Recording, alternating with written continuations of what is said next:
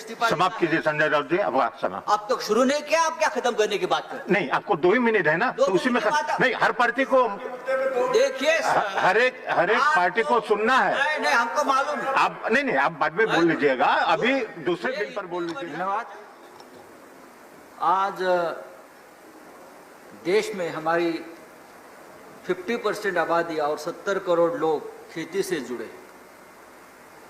पूरा देश जब लॉकडाउन में घर में बैठा था, तब हमारे किसान थे जो खेती में खून पसीना बहा रहे थे, और इसलिए हम आज अनाज खा रहे हैं।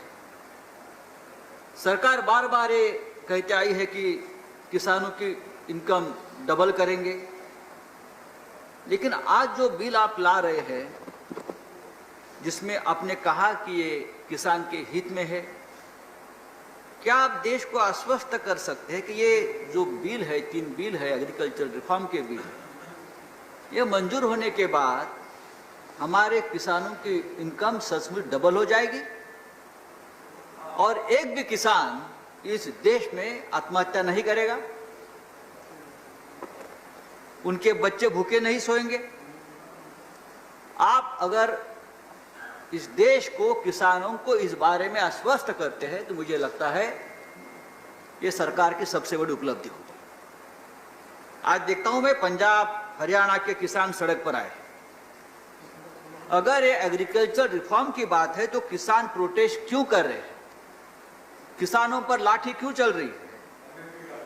और दूसरी बात है, अगर ये बिल किसान विरोधी है तो पूरे देश में विरोध क्यों नहीं हो रहा है? उसका मतलब है कि ये बिल के बारे में भ्रम है, थोड़ा कंफ्यूजन भी है।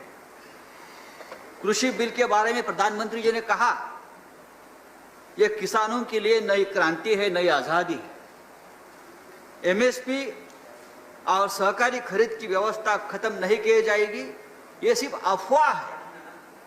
तो क्या अकाली दल के मंत्री ने एक अफवाह पर भरोसा रखकर कैबिनेट से इस्तीफा दिया? ये इतने कच्चे कान के खिलाड़ी है कि सिर्फ अफवाह सुनकर एक मंत्री कैबिनेट से इस्तीफा। समाप्त कीजिए संजय राउत जी, अब आप समाप्त। आप तो शुरू नहीं किया, आप क्या खत्म करने की बात करते? नहीं, आपको 2 ही मिनट है ना, तो उसी में नहीं, हर पार्टी को देखिए, हर एक पार्टी को सुनना है। नहीं, हमको मालूम है। आप नहीं, आप बाद में बोल लीजिएगा, अभी दूसरे बिल पर बोल लीजिएगा। इसमें हर एक पार्टी का ओपिनियन लेना है, ये एक बड़ा महत्वपूर्ण बिल है।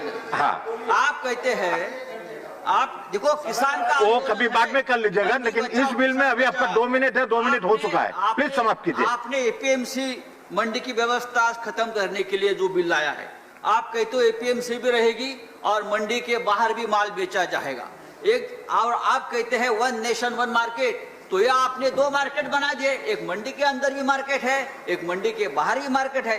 मंडी के बाहर के मार्केट जो है वो कॉर्पोरेट लोगों के हाथ में है, बड़े बड़े कंपनी, ईस्ट इंडिया कंपनी के हाथों में है, और धीरे धीरे ये लोग मंडी में भी जाएंगे और मंडी का भी कब्जा करेंगे।